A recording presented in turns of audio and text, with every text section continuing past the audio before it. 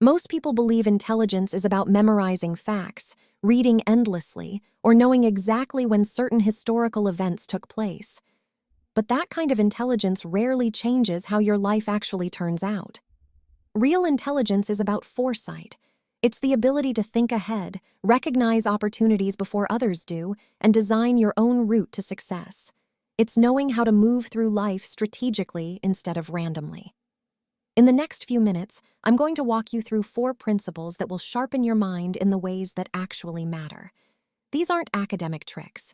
They're practical tools that make you powerful. Let's begin. Principle 1, transform overthinking into clarity. If you constantly replay conversations in your head, imagine worst-case scenarios, or feel trapped inside your own thoughts, here's something important you need to understand. Overthinking isn't a flaw. It's proof that your mind is active, perceptive, and capable of deep analysis. You notice patterns. You process information in layers. You catch details most people overlook. The real issue is that your mind hasn't been taught how to channel all that mental energy. So instead of helping you, it overwhelms you. The first step to becoming truly sharp is to stop letting overthinking run your life and start using it intentionally. Right now, when your thoughts feel overwhelming, your instinct might be to escape. You reach for music, scroll endlessly, distract yourself, or call someone just to avoid sitting with your mind. But that habit quietly weakens you. It trains your brain to avoid complexity instead of mastering it. You're not resolving anything. You're just burying it. And buried thoughts don't disappear. They multiply, grow louder, and become more chaotic over time. So the next time your mind starts racing, don't fight it and don't distract yourself. Sit with it. Let the thoughts surface naturally. When you do this, one of 2 things usually happens.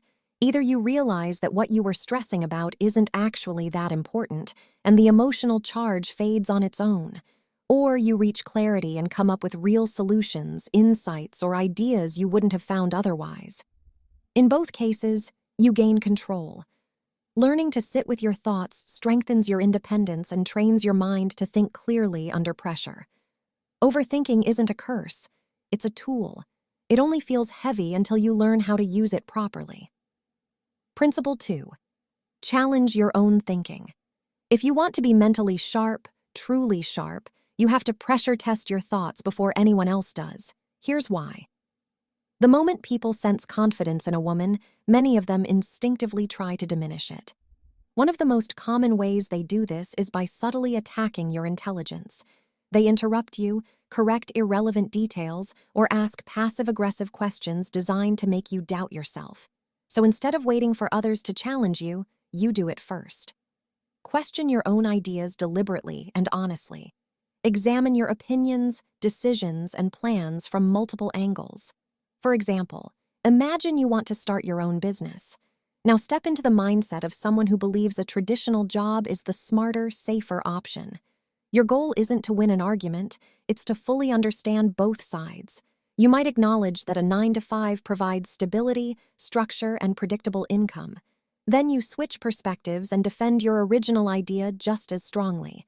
You might argue that building a business offers autonomy, ownership, and long-term growth. This process trains your mind to think clearly, not emotionally. And if your original decision still makes sense after that internal debate, you move forward with confidence. So when someone later tells you it's unrealistic or risky, you can calmly respond, "I've thought about that. I just see it differently." This is the same method used by elite debaters. They don't just prepare their own arguments, they study the opposing side as if they had to defend it themselves.